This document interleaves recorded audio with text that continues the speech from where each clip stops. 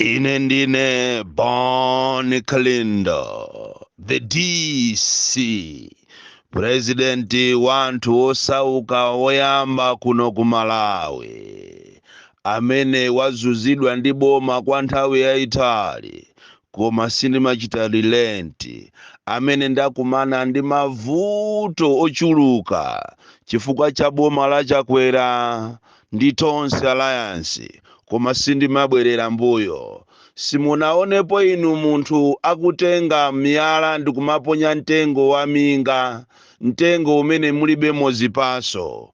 Kuzunzika kumene ndimazunzika ine, ndimazunzika chifukwa chokuti boma limaona mphaso zanga, zipaso zimene zili mwa ine.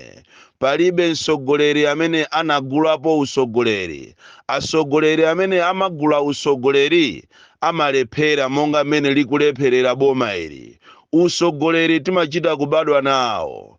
Ine mwina ambiri mmadabwa kuti kodi ine ndine ndani. Inetu ndi wa mtundu wa Yakobo, ndipo ine nabadwa chimozimozi mmene anabadwiranso amene mwana ujayo ku mtundu umene uja, mwana amene ujayo Yosefe. Yosefe ndi wa nambala 11, wa khumi ndi chiwiri, mwana womaliza amene anabadwa mu mtundu umene uja kapena mu banja la Yakobo, mwana amene anazunzika kwambiri, mwana amene anadedwa ku mtundu wawo, amene anapangidwa nkhanza ndi azibale ake. Chimozimozinso Bon Kalindo ndi chimwana cha nambala 12, khumi ndi chiwiri, chomaliza kwawo kwanjeza, chimene chinazunzika chili mwana, chimene sichinapeze ngakhale ulo kabudula wamkati.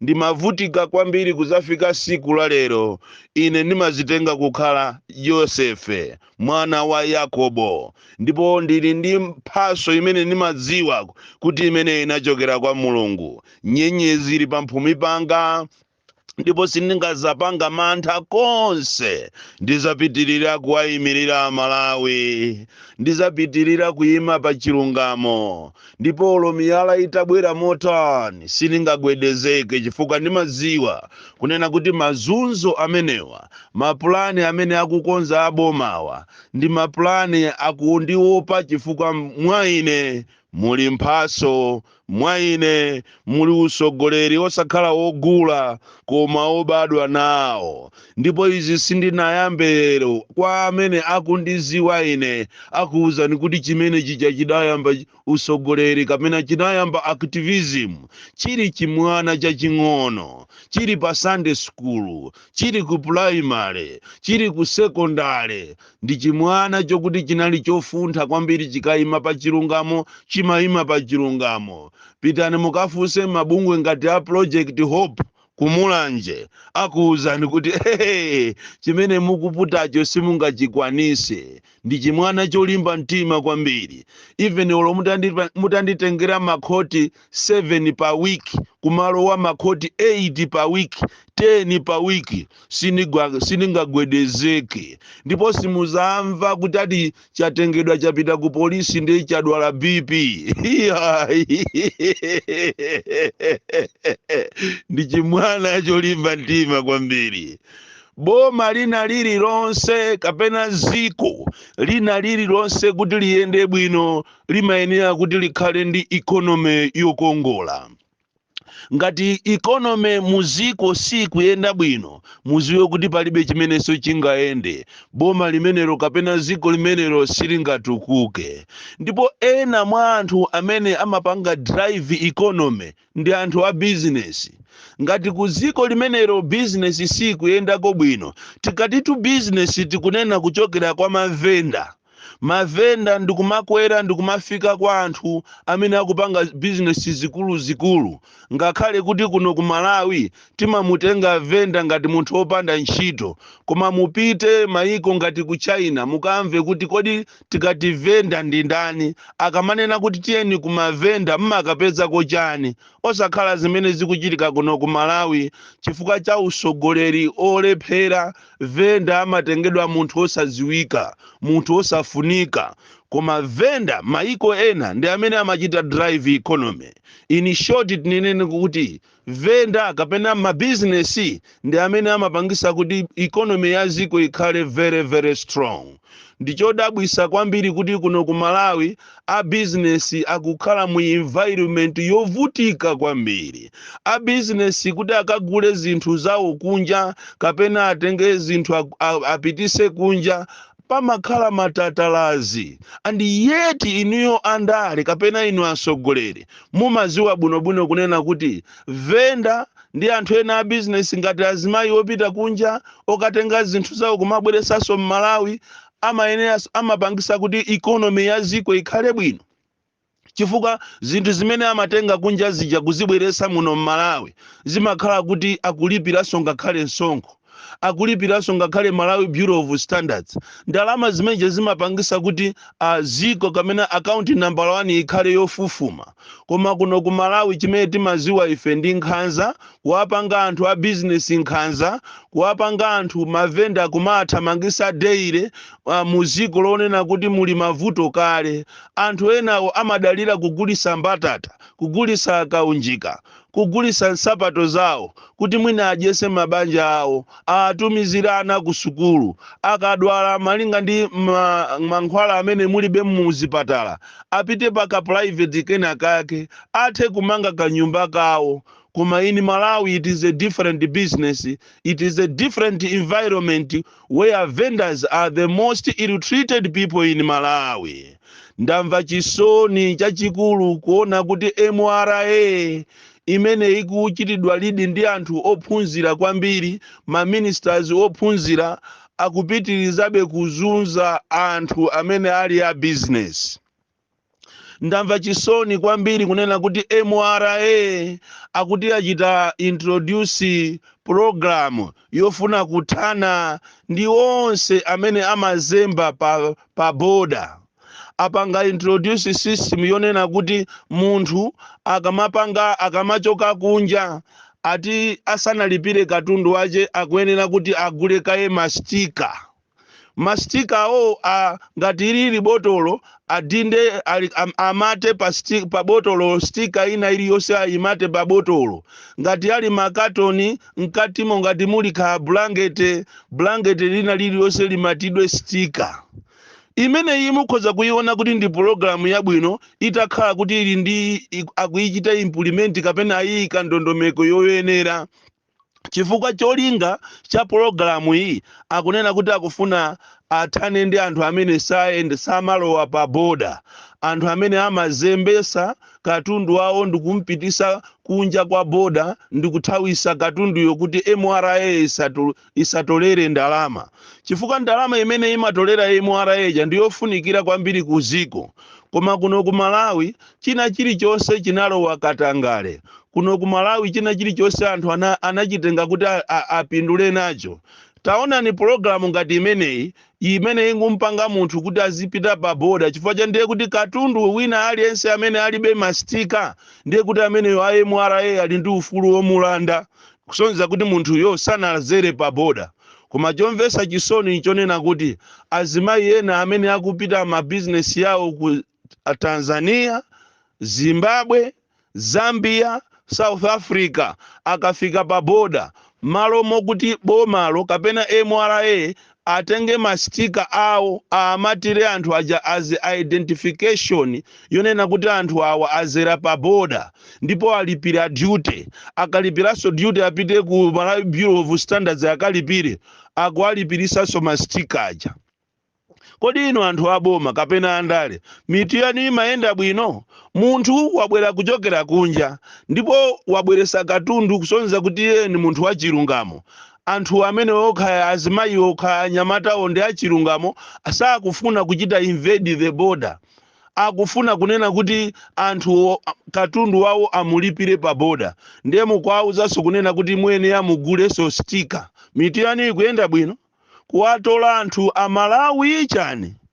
chifukwa zimene ziti zimene mukupanga ndi zimene zachitika ku Kenya sizikusiyanatu. Vuto la Malawi ndilonena kuti tinafasa kwambiri. Nkhani ngati imene iyi it is a total war. Nkhani imene iyi that's robbery, daylight robbery.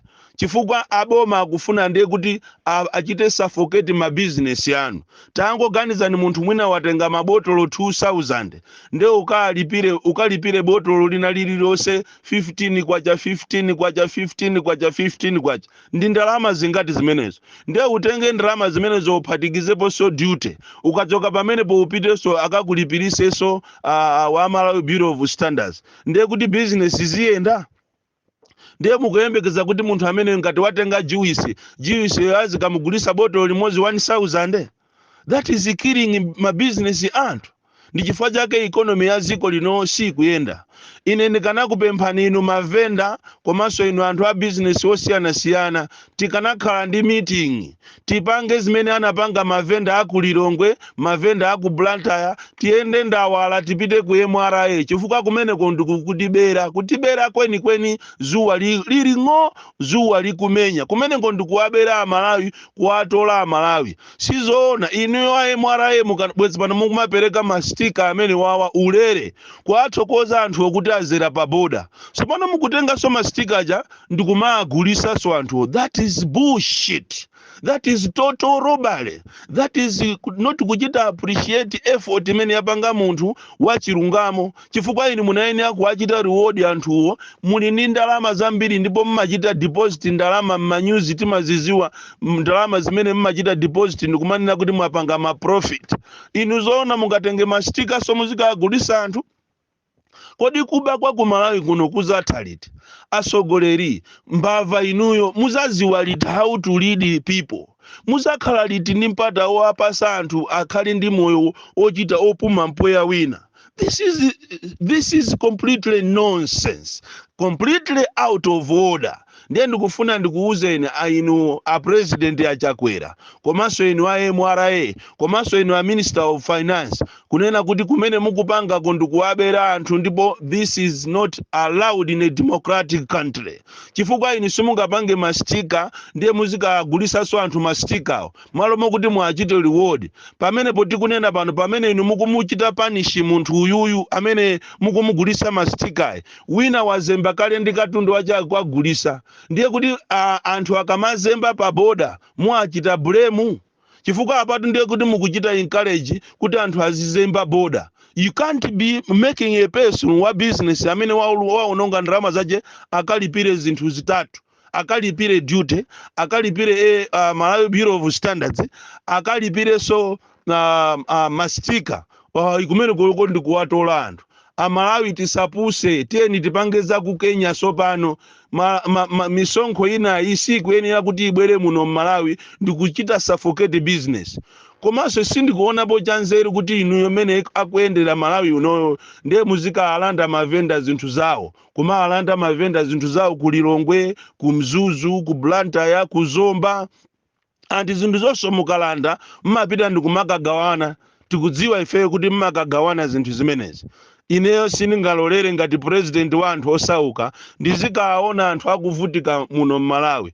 Ngakhale ntchito zimene kunatuluka list ya ma HSA amene alembedwa ntchito malo osiyana-siyana. Simungakhulupirire zachitika ku Blantyre kunena kuti mwachisanzo pa Zingwangwa clinic, Zingwangwa hospital panatumizidwa ma HSA 10. Tikunena pano ma HSA 4 abwezedwa anthu okuti anapita kuma interview akachita pasi interview aonesa ma certificate yawo lero kupita kuti akayambe ntchito akuwauza kuti iniyo mbwerere ku sukulu ndino anthu osaphunzira.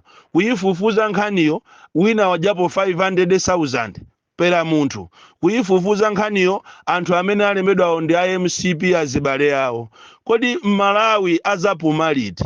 Munthu azakhala bwanji encourage kuti apite ku sukulu? Muzampanga bwanji munthu yokuti akhale ndi chidwi chokuti atukule ziko lache ngati onse amene mukuwafuna kuti muzialemba mukuwalemba chifukwa cha ubale wano.